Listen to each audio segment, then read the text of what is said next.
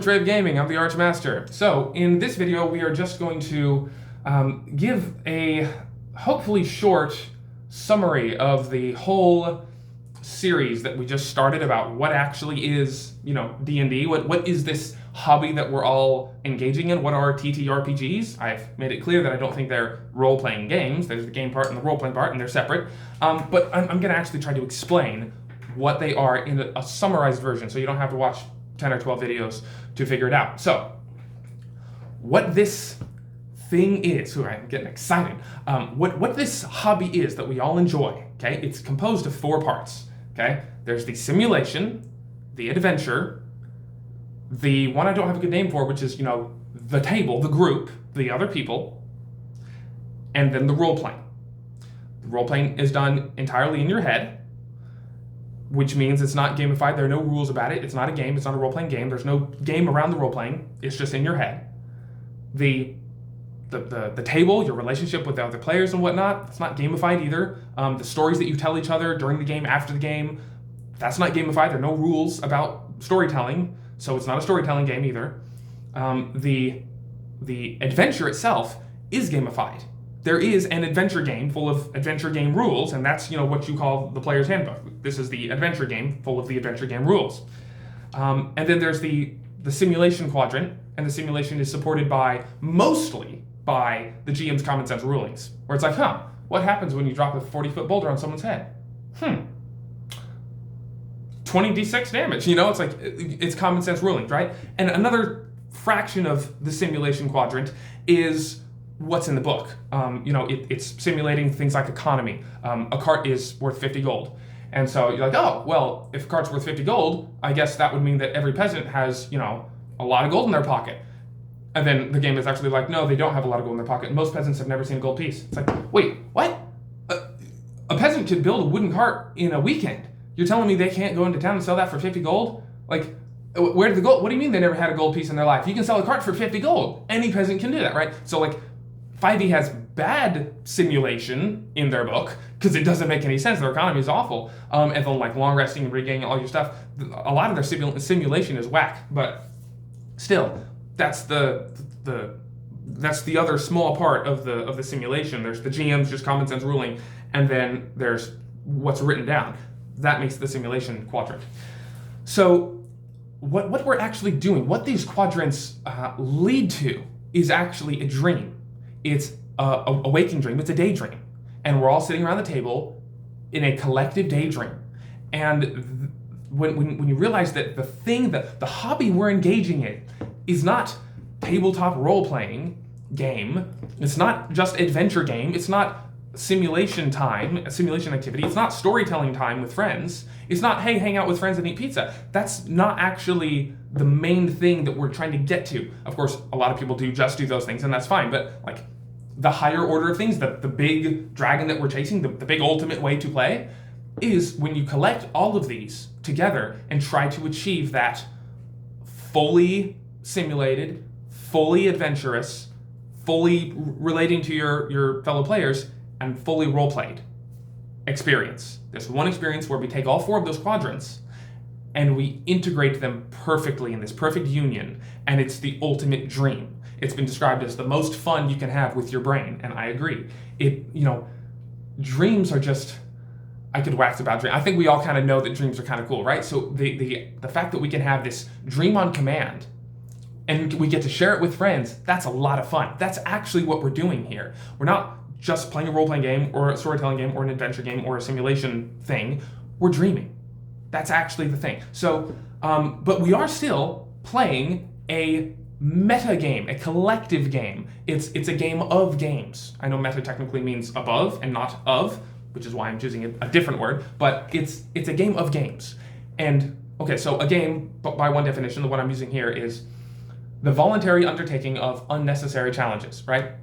Essentially, a game just has a goal, and therefore rules, like a goal and rules are kind of the same thing, and therefore you have to have a chance of failure, and if you have a chance of failure, there has to be some kind of challenge, right? So you have a goal or rules, and you have a challenge and a chance of failure. That's pretty much all you need for a game. So and by the way, that definition there is why the role-playing quadrant is not a game because there's no goal or rules about it, and there's no challenge or chance of failure, right? Same thing with storytelling, there are no rules, there's no chance of failure. Same thing with simulation, there are no rules, and there's no chance of failure. Anyway, what we're doing when we sit down to the table, what I'm trying to do, and to each their own, but I think this is the superior way to play. I think this is the most fun you can have with your brain. What you do when you sit down to play this is the game is, the goal is, let's take all 4 of these quadrants, a really good simulation supported by the GM's common sense rulings and what's in the book. Let's take a really good adventure supported by the adventure game, like D&D. Let's take really good, storytelling, relationships with people, relationships with our characters, our fellow players at the table. Let's take that, supported by us and, cool character prompts and whatnot. And all of the fantasy media we've seen to make cool stories and character concepts and all that stuff. And let's take role-playing, also sometimes supported by character prompts or your own personal life experiences or any number of things. Let's take all of those and marry them. Let's multiply each by each other. And so when you get that perfect marriage of all those things, it's a simulation, everything feels real, you feel like you're in the real world, and then there's a thrilling adventure in front of you. And then you get to spend it with people you care about and love, like both the real people and then the characters. You get to have double relationships with these people because you care about them and their character, and you have a relationship with a person and your character has a relationship with their character, and you get to really discover who your friends are in a way that you just can't otherwise because people don't really reveal every aspect of themselves. In roleplay, you're pulling out different aspects of yourself, right? So you get to have that super, close experience with people. It's kind of like found family. It's like we're adventuring together, right? And then you get to role play. You get to be inside your own head. You get to pull out a part of yourself that maybe doesn't get to see the light of day much. And you get to say, what if I was in this other circumstance? What if I was, 4 feet tall, lived underground my whole life, ate gold and silver, and so I consider gold and silver the same way I consider pizza and ice cream in real life. I love it. I want it. What if I went to the surface? And what if I was, very orderly because I grew up in this society, right? So you're taking yourself and you're putting it, what if I was in these circumstances? And you're role-playing yourself in those circumstances, right? And that whole big 4 quadrants where you marry those, that lets you achieve the dream. I call it the arch dream. Arch meaning, the best. There's like, the archmaster, the arch one. Like when something is the arch something, it's the best of that thing, right? So the experience we're actually going for is the arch dream. And the way we get there is through the arch game. I posit that the experience that we go do on Thursday evenings is not, I'm going to go play a tabletop RPG. It's, I'm going to go play a tabletop arch game. The tabletop arch game, the rules, the goal of this arch game is to take the simulation, the adventure game, the relationship with the people, and the roleplay, and weave them together to achieve the arch dream. That is the arch game. The arch game is about achieving the arch dream. That's really what we're doing. So when someone says, oh yeah, I'm going to go roleplay, it's like, yeah, you're roleplaying, and you're adventuring, and you're telling stories and hanging out with friends, and you're, trying to simulate a world. Anyway, at the risk of making this video a little longer, here's a little addendum, a second part to it. Each of these quadrants should not be standalone.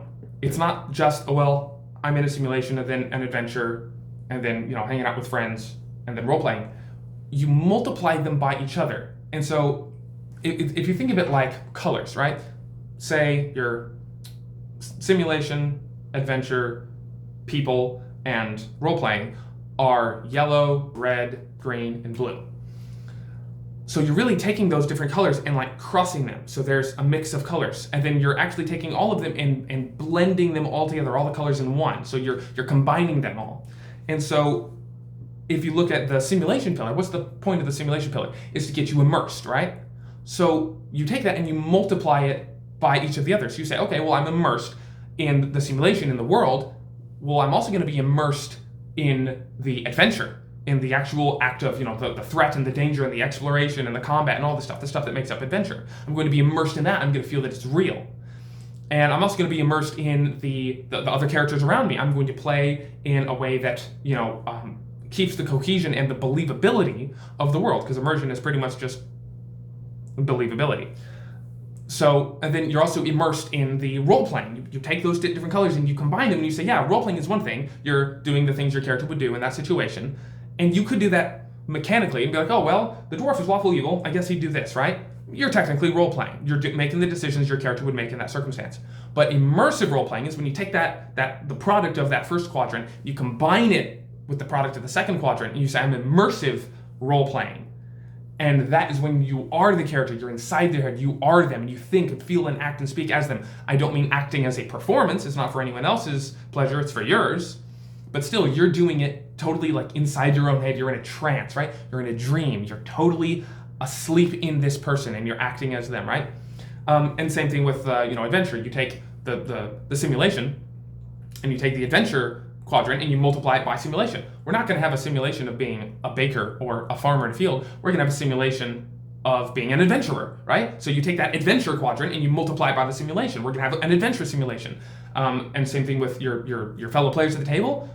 We're going to be adventurous players at the table. And same thing with your role-playing. Well, I'm going to role-play an adventurous person. You're like, what if I was adventurous, right? So you're role-playing yourself in that different circumstance. Or role-playing a different character in a different circumstance, if you want to do that. I think it's far superior to role-play yourself in a different circumstance than to attempt to role-play a completely different person. Because, I hate to break it to you, we're humans. We just aren't very good at role-playing a completely different person. Try to be a dwarf. Try to be an elf. You just can't. You have to roleplay yourself at some point, right? I think that's the actual benefit of role-playing, is that it's self-discovery, it's transcendence. We are taking a part of ourselves out and playing with it. We're molding it. We're putting it in this realm of myth, and we're learning about ourselves. If we're not actually doing it with ourselves, or we're using some other substance, I'm going to roleplay Aragorn. I don't think that actually is as good, and I think that turns into a performance where, okay, I have to roleplay Aragorn. What would Aragorn do? And now you're thinking about getting it right, and now it becomes this performance, and I don't think that's actually good role-playing. Definitely not immersive. So anyway, so you take each of the quadrants and you multiply them by each other, and then, that game that you're playing, like, hey, let's achieve the goal of working with all of these quadrants and molding them into this perfect product. That is a game in and of itself that results in the arch dream. So yeah, there's that. I think I had something else to say, but I don't want to sit here and wait on it forever. Thank you for watching. Like and subscribe. YouTube pleasantries go a long way. And thank you for subscribing. Your comments, I really enjoy your comments. If you disagree with me, if you have any thoughts, please let me know. I try to respond to every single comment I have. God bless. Have a good day. I have a Patreon. I have a book, a game system I'm working on, so I'm hoping to get that working. But anyway, have a good day. God bless.